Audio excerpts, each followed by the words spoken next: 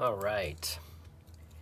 Intraplanetary adaptive pioneer here. I'm going to be playing Entity today, and probably for a while. I picked this game up a while ago and absolutely fell in love with it. The overall feel of playing this game allowed me to create scenarios in my head on why my AI was doing the things they were doing. Now, the overarching sort of reason that the Intraplanetary Adaptive Pioneers was a thing is to help spring-load humanity into the next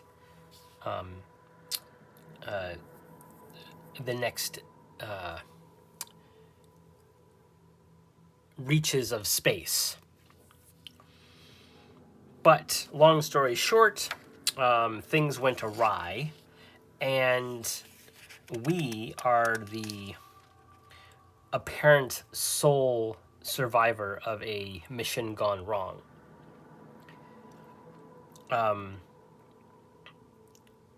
And we don't know what's going on. The only thing that we know for sure is that there is an orbiting pyramid-like structure over this unknown expanse of a planet. And to uncover the mysteries of the colossal pyramid and this intriguing planet filled with peculiar anomalies, you, as an AI, must first restore your functionality by reinstalling upgrades. Simultaneously, the erection of particular structures will elevate your research potential and hasten your acclimatization to this otherworldly environment. So that's the premise of Entity, that you are an AI astronaut that has effectively, for one reason or another, crash landed on this planet, and you need to basically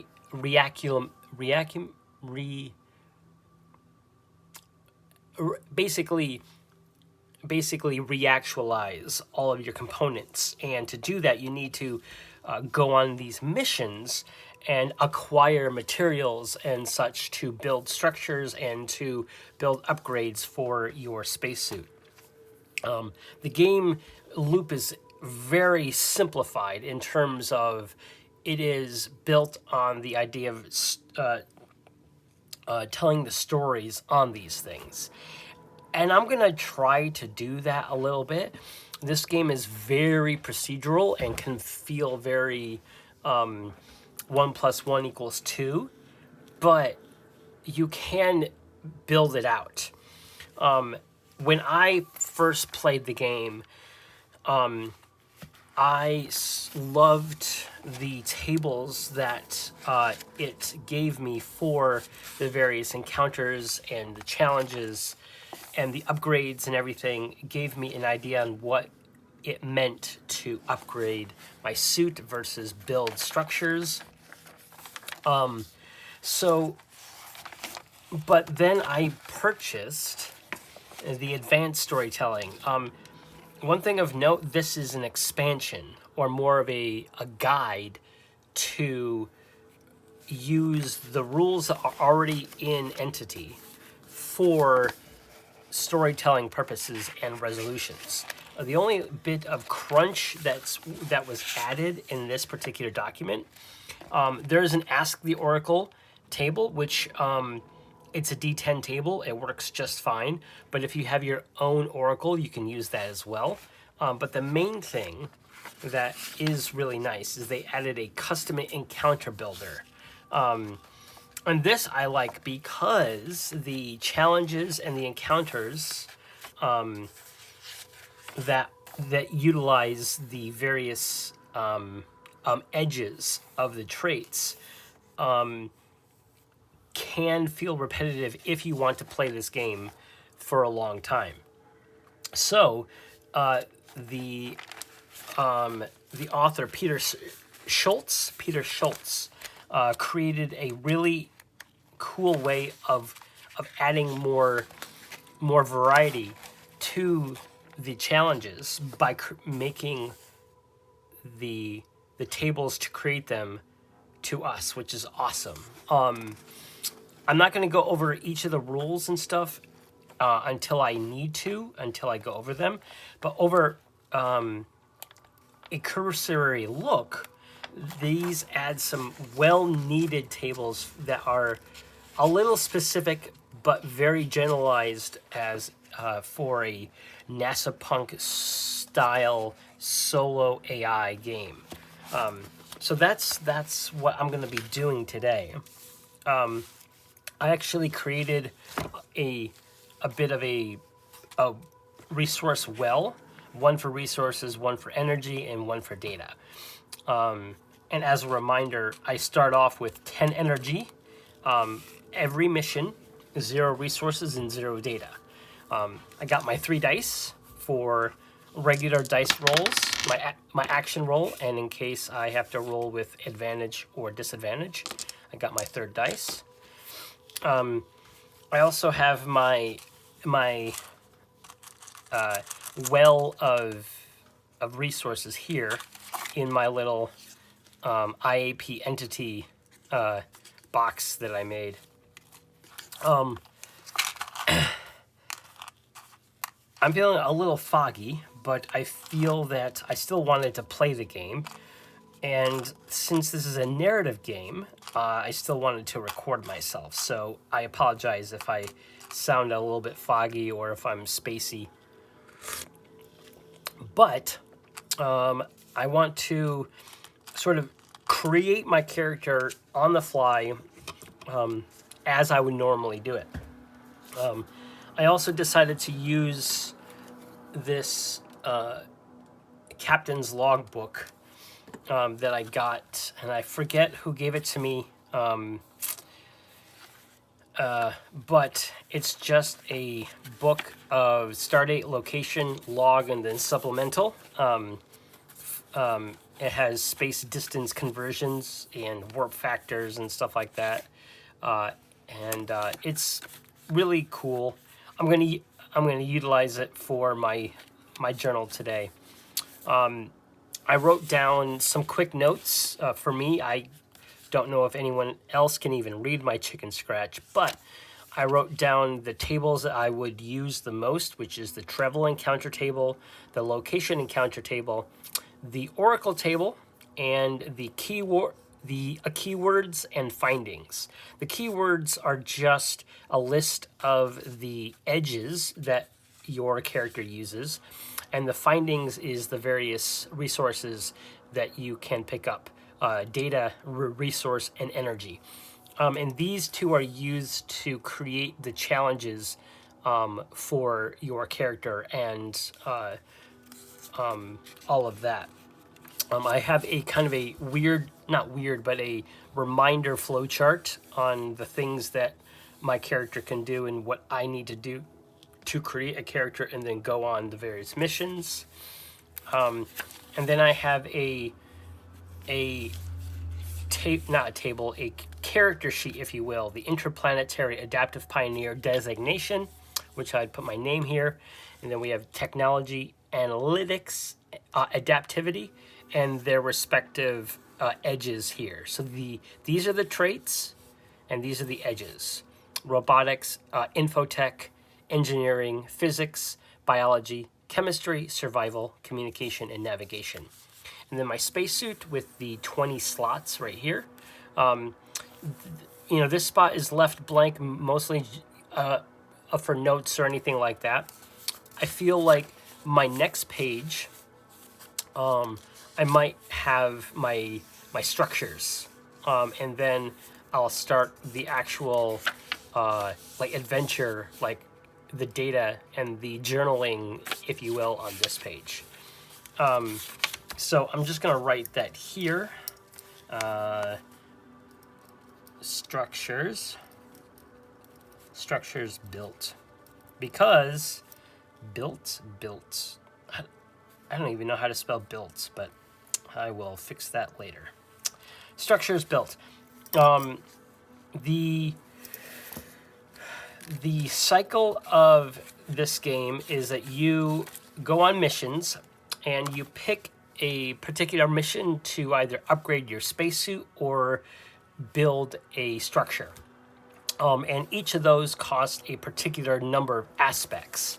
For example, if I wanted to go on a mission, these are the various missions in the game. And I actually kind of separated them by their main trait thing that would help. And these all correspond to the structures and upgrades in the book. So if I wanted to erect a xenobiology lab to aid in my exploration of alien biology, what that's going to do mechanically is the xenobiology lab is this, and it upgrades my biology +1, which is under the main trait of analyze.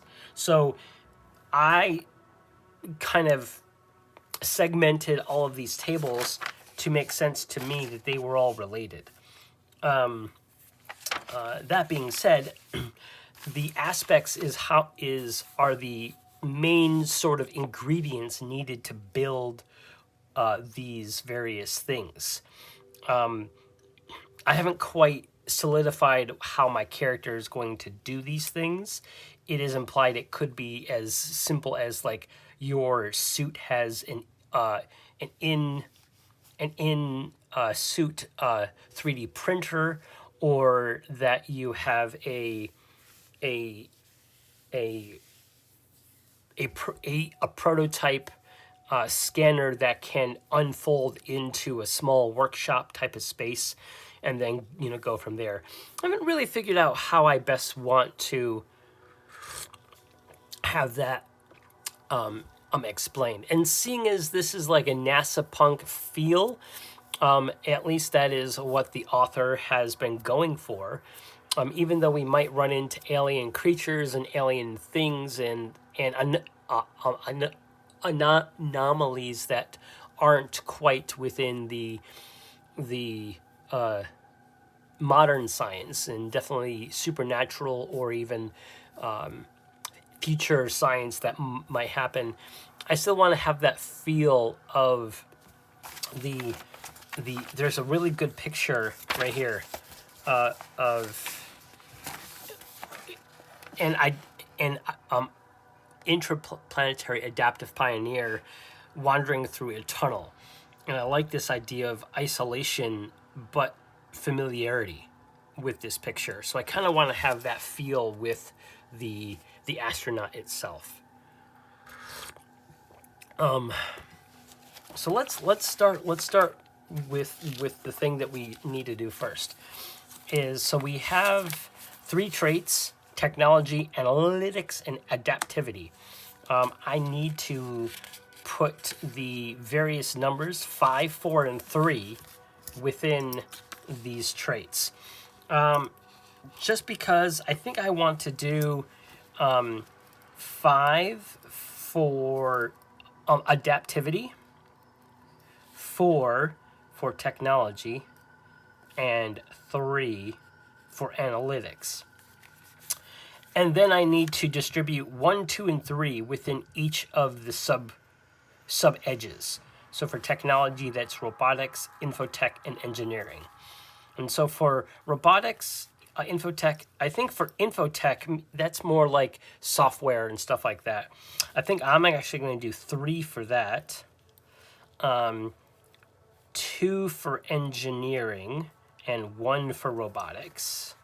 I'm going to do 3 for physics, 2 for chemistry, and 1 for biology. So biology is going to be my character's worst overall stat. And I'll explain how the game works in just a second when I get to it. So adaptivity is its highest like overall trait, and I'm going to make the best thing that it has is in navigation. So I'm going to put 3 in navigation. I'm going to put 2 in communication and 1 in survival. And so we got a pretty good spread here. We got we got a pretty good spread here. And the designation, I kind of want to go with Echo 7. I don't know why. Echo-7. All right. Echo 7 is the designation of the Intraplanetary Adaptive Pioneer. And we do start with some starting gear, if you will, starting installed upgrades in your spacesuit. And we start with, here we go, integrated multi-tool. Okay, so we do multi-tool. I'm going to write 2E. So this can re-roll 1 die during any action. Okay, so re-roll 1x die. There we go. And that's its ability. So we can pay 2 energy to use this multi-tool to re-roll 1 die. And as long as we have energy, we can pump that into this multi-tool. We also have the adaptive energy shield. So we have the AES, the adaptive energy shield. And that is 3 energy. So we can use this upgrade during any action to avoid gaining a strain. So adaptive energy shield, I'm going to write an asterisk here. And then I'm going to do this like this. Pay 3E to avoid a strain. A strain is a bad thing. Okay, and then the adaptive resource conversion unit. So basically that is something that we can pay 0 energy, but we can basically create a data or energy by cashing in 2 resources. So that is the adaptive resource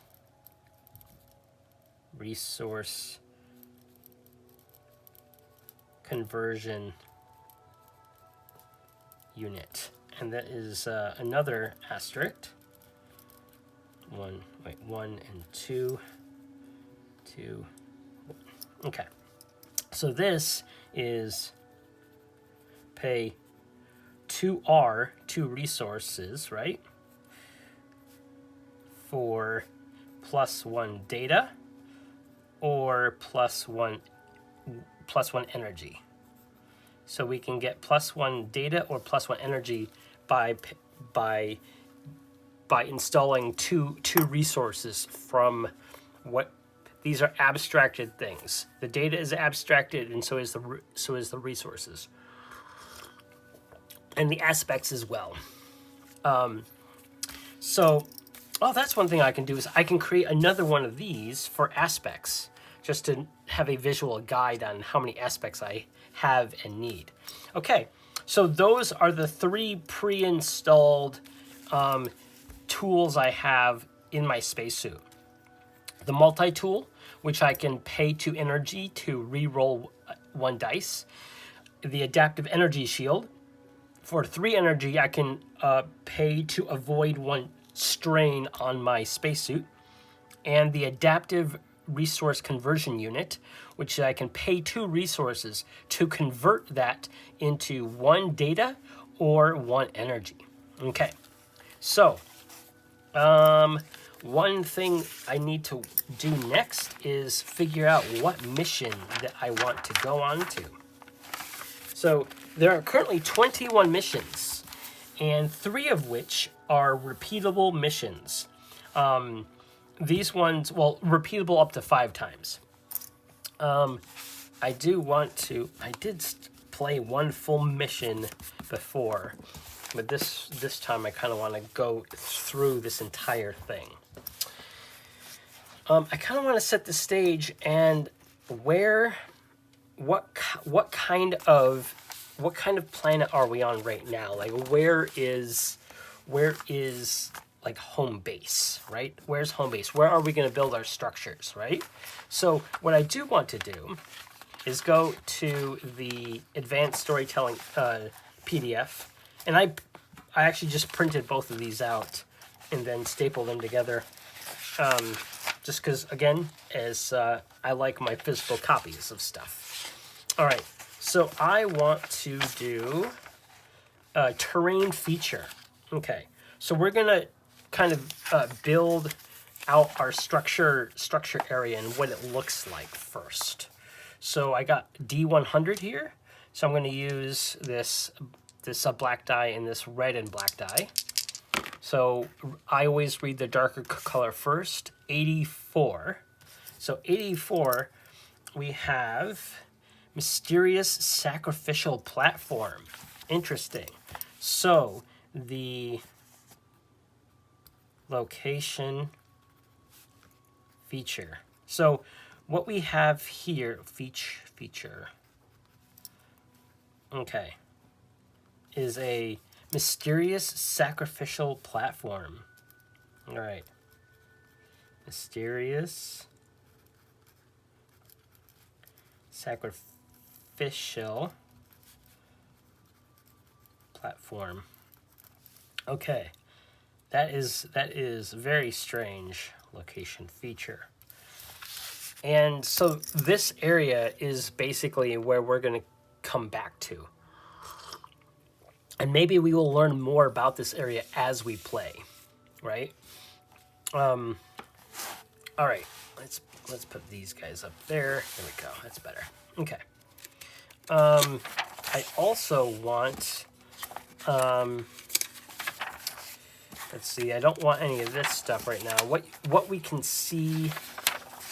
Here we go. This sacrificial platform. What's the descriptor of this place? 84, again, interesting. 84, holographic. So I envision that the IAP stumbles in. So Echo 7 finds this platform, but it starts to he starts to walk through it, and he puts his hand on it, and it's solid, but his body is going through it. And then he wills himself to step onto it, so he steps onto it. So it seems to be a platform that can be interacted with, but if it's unintended, things will go through it. So I'm going to write holographic. Holographic. Interesting. Holographic. All right, so holographic. And I don't think structure... Okay. Huh. Action. Theme. And yeah, items. Cool in material. All right. So, let us start off with the first sort of mission that we want to do. I don't really... So these aspects here that cost 4... These are all buildings, and the ones that are 3 are haptic. I think upgrades, haptic, blah blah blah blah. Sorry, hold on.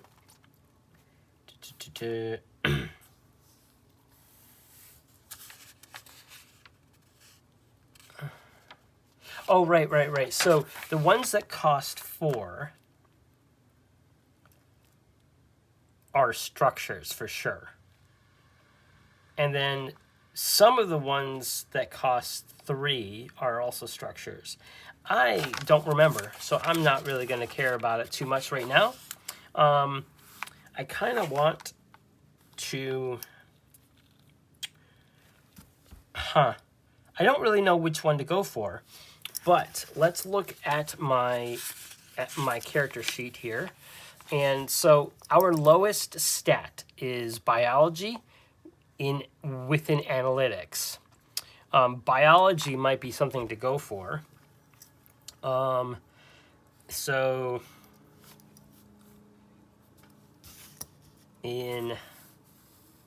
okay.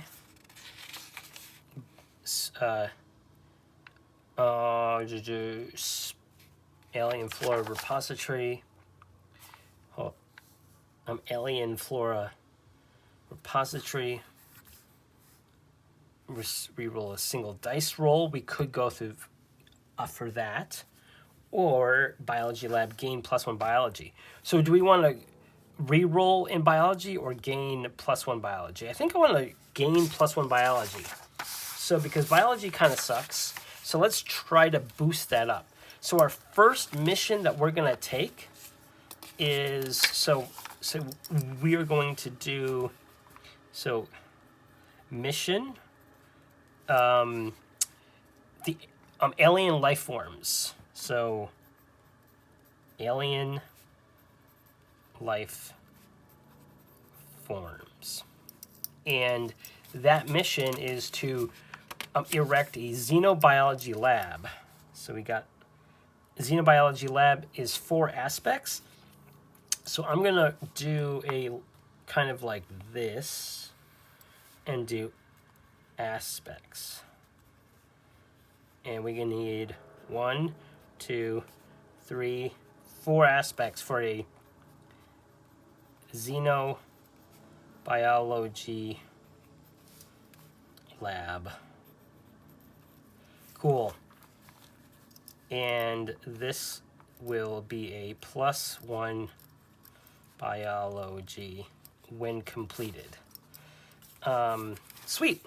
So that's our first mission. Alien life forms. So we need 1, 2, 3, 4 aspects. Okay. 4 aspects. And we will, this controlled environment simulates various alien ecosystems, allowing for advanced study and experimentation, gained biology +1. Okay, so that's what we want to get. All right. Next step is to establish where we need to go. And so in my little cheat sheet, we've established that we have a mission. And now we're going to start going on expeditions. And so the mission is 4 aspects. And now we're going to go on expeditions. All right, so expedition 1, right? Expedition 1. Okay, so we are going to first scan we're going to identify a location. And so we're going, for every expedition, we're going to do 1 exploration phase and 1 side activity. So we're going to exploration.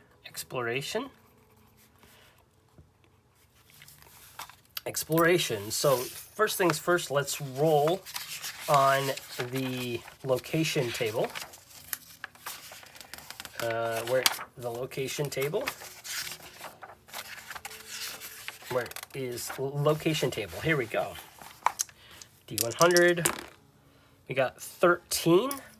So carbon crystal caves. So location.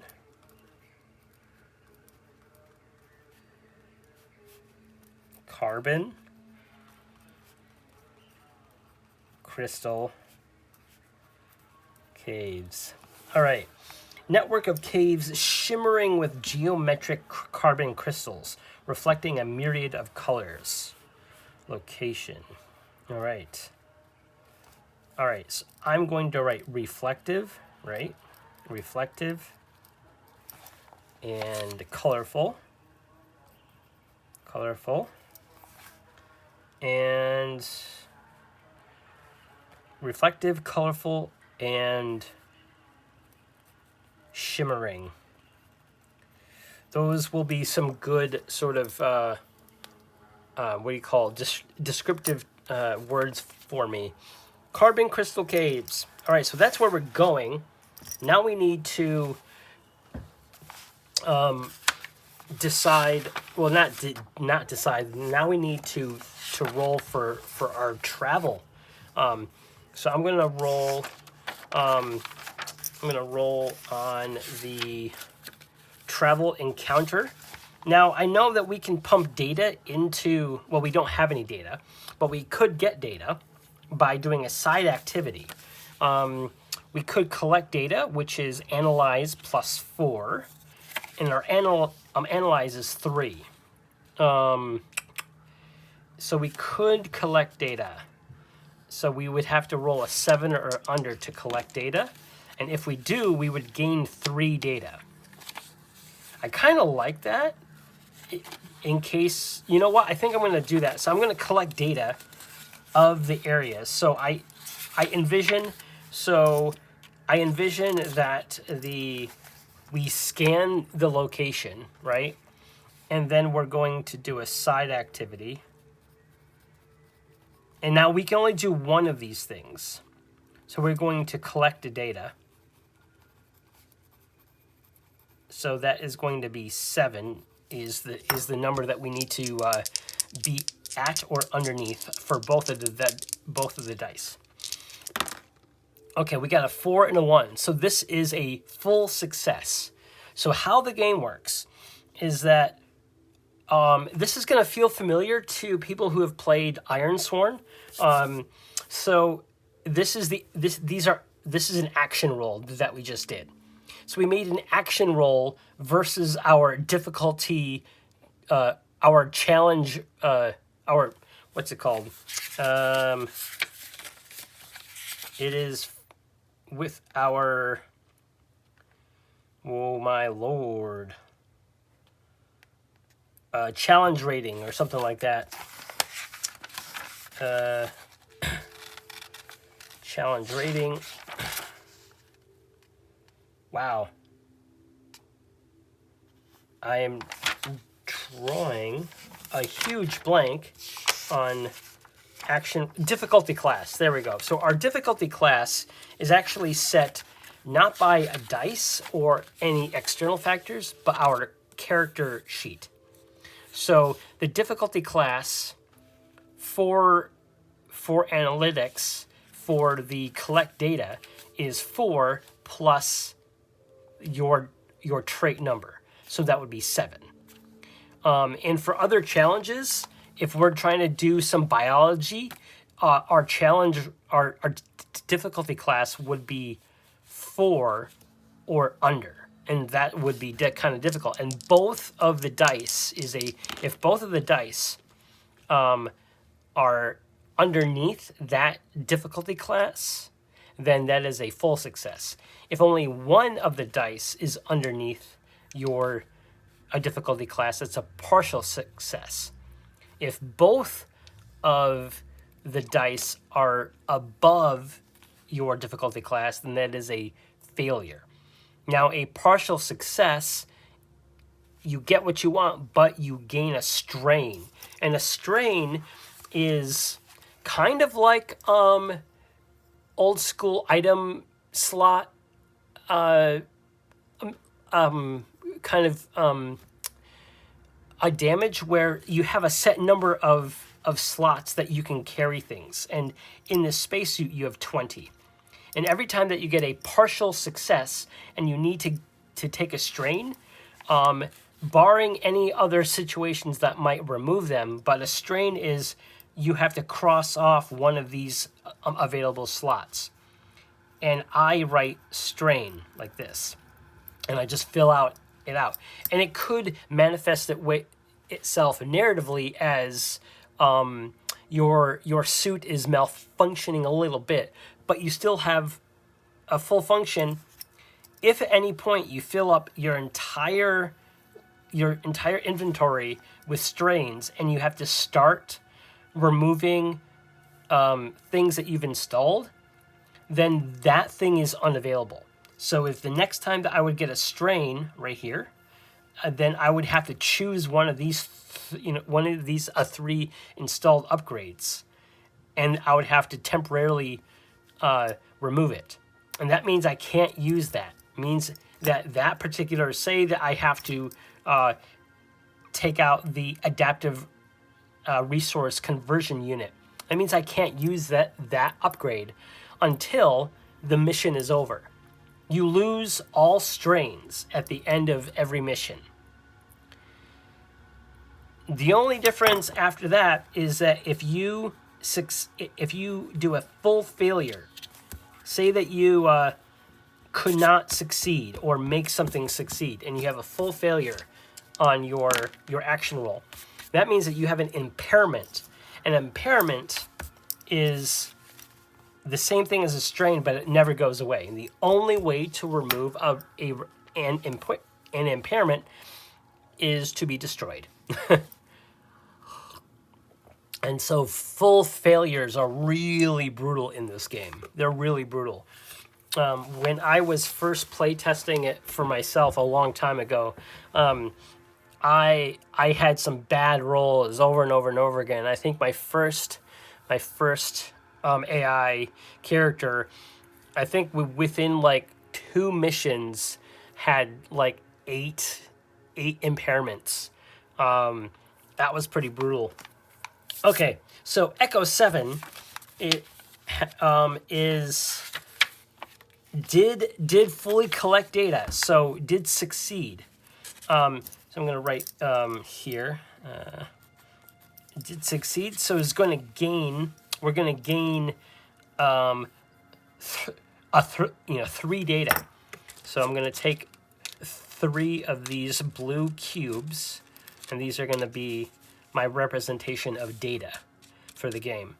Okay, so we have 3 data, and then we did our side activity for the expedition. We can't do another side activity, and so once we're done with the expedition, we come straight back home. All right, so now we need to travel to the Carbon Crystal Caves, because that is the location in which that we have found possible aspects. You're not guaranteed to get an aspect at any time. And so what we're going to do is we're going to roll on the travel encounter table, which is on page 10. I have it here in my little notes right here. Travel encounter. So we're going to roll a d10. And what we're hoping for is an opportunity or a finding. That's what we're hoping for. I rolled a 5, which is none, which is great. A 5 is also great. 5 is nothing really happens along your journey. But what I do want to do is just to kind of fill the proverbial air, so to speak. I'm going to write down what Echo 7 saw as he traveled through the landscape, leaving his current place. So what I'm going to say is I'm going to roll on, I feel like I want to roll on what we see in the distance table. There's a what we see in the distance and what we hear or something. I can't remember what it's called. Structure and terrain. Yeah, let's do a terrain feature of right before the Carbon Crystal Caves. Wait, terrain feature. We want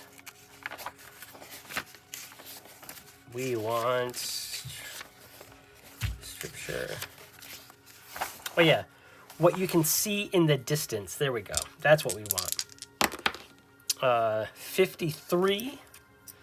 Large spinning tornado moving across the flat plains. Okay, so we saw a whirlwind in the distance. Okay, so seeing that off in the distance, Echo 7 definitely is going to stay clear of that. Of note, if I wanted to create an opportunity for any given situation, I could. Now, as per rules, nothing happened on the travel. But I would create an opportunity or a challenge if I rolled for a challenge. I could use the ones that are in the book, or I can create my own. That's kind of cool. All right, so the travel. So now we're going to roll the location encounter. Location encounter.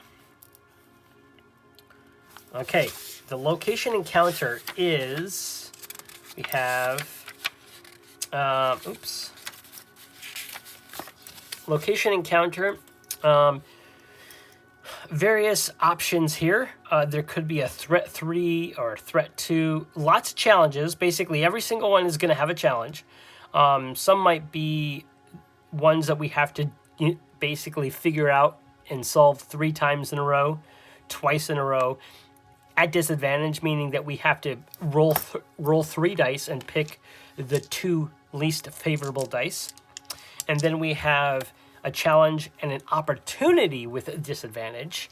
Then we have a challenge and an opportunity, a challenge, opportunity, and finding. And then the one that we want, anytime that we go to a location, the only way to get an aspect is to roll a 10 plus.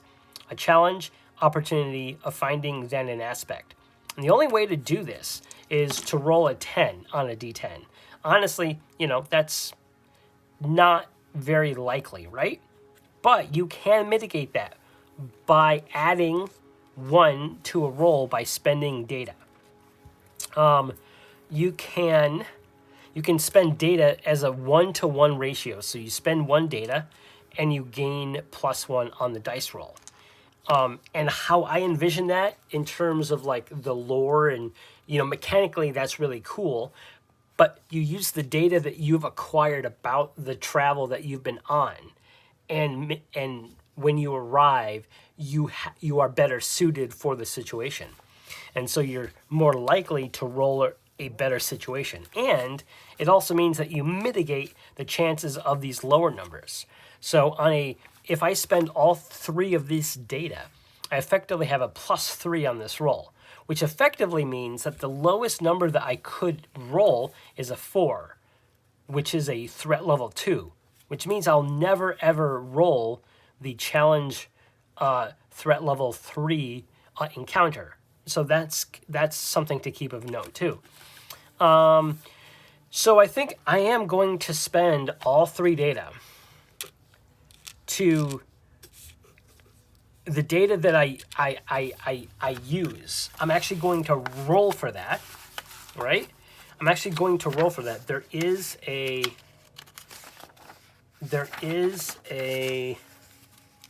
action theme. I think there is a data table. I can't remember what page it's on. I have not used these tables yet in a game. This is the first time. So I have to learn these tables. Information, there we go.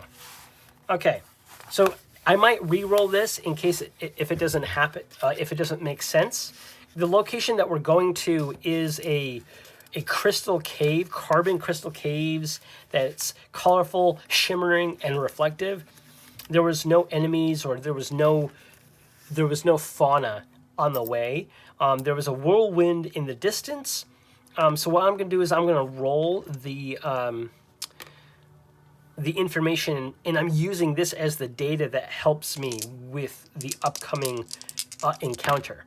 So we got 32. So 32 reveals the existence of an unfamiliar natural phenomenon. Okay, so the scanner that we got and the whirlwind in the distance is unfamiliar, meaning that the area that we're in, those things don't happen.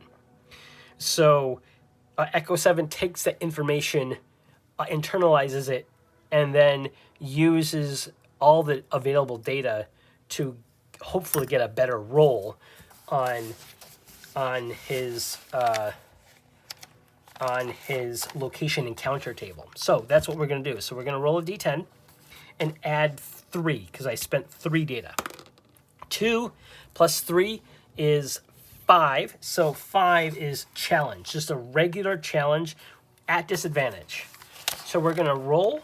I am going to roll on the normal tables just because I want to get back into the flow of the game. So encounter challenge, location, we need to roll encounter challenge. So we're going to roll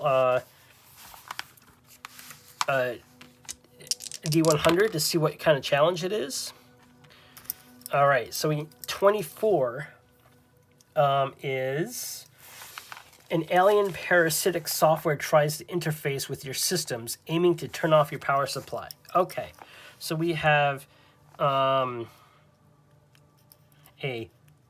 parasitic software trying to shut us down.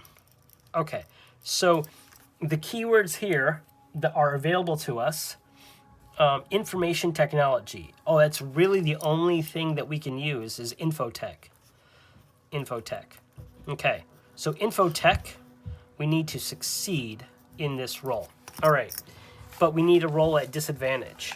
So my infotech is, what is my infotech? My infotech is 7.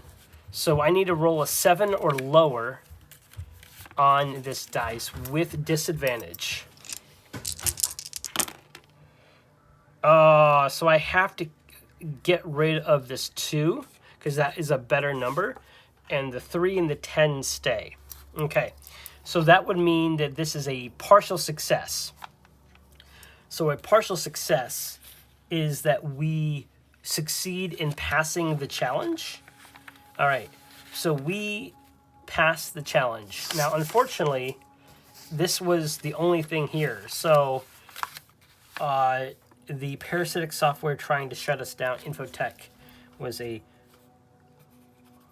partial success. So that means that we need a strain. We need to write a strain in our spacesuit.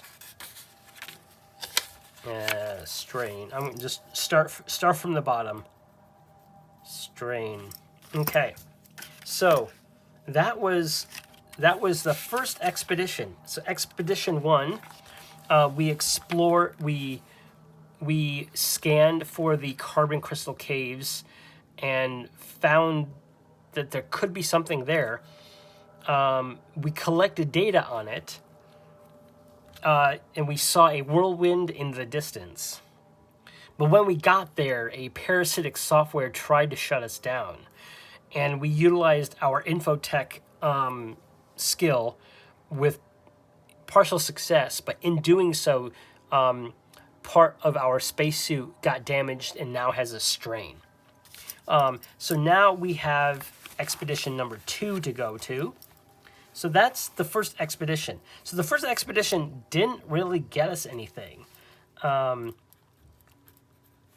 Expedition 2. So we're going to explore. So we're kind of back, maybe back at base. I don't know.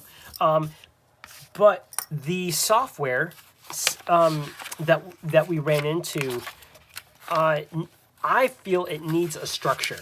It needs something to. Actually, you know what? I'm going to ask the Oracle. I'm going to ask the entity Oracle.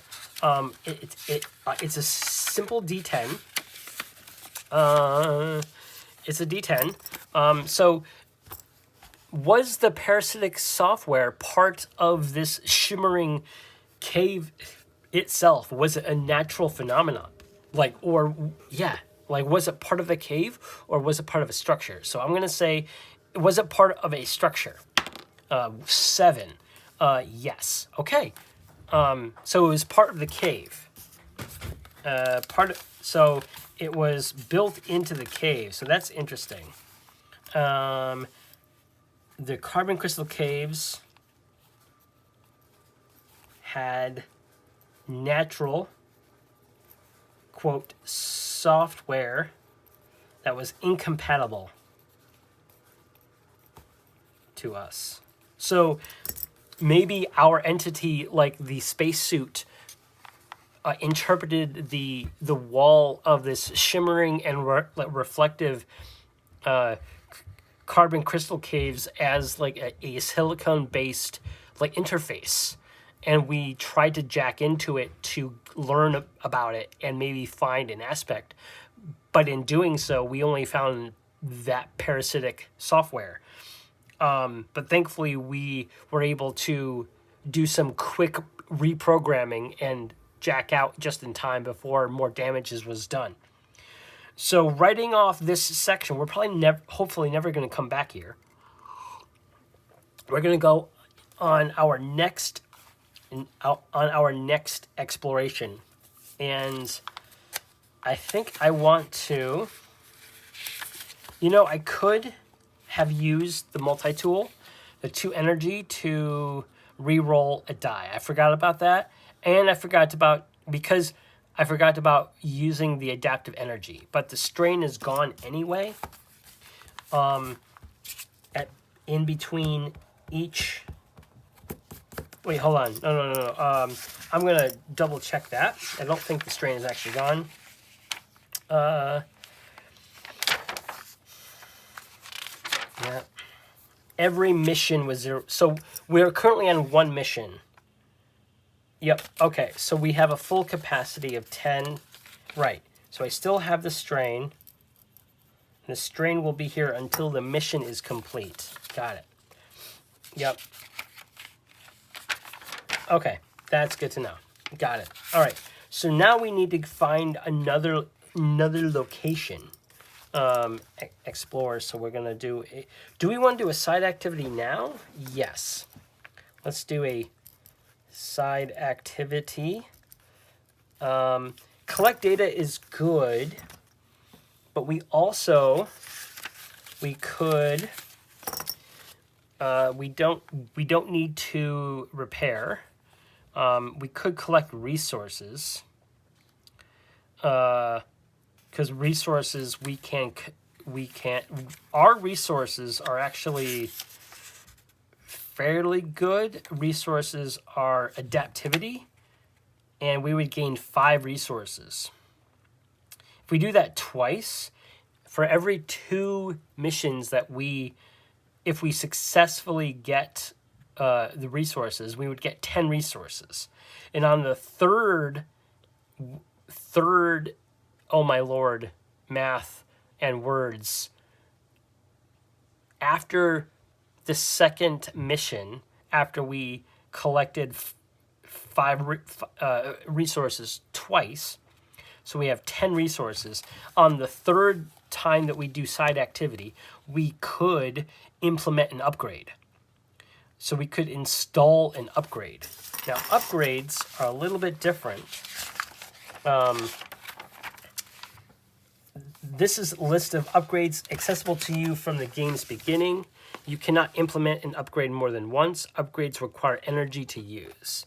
So this list are all things that we can put into the suit. That would be interesting. But I think I do want to gather resources, because resources are really good.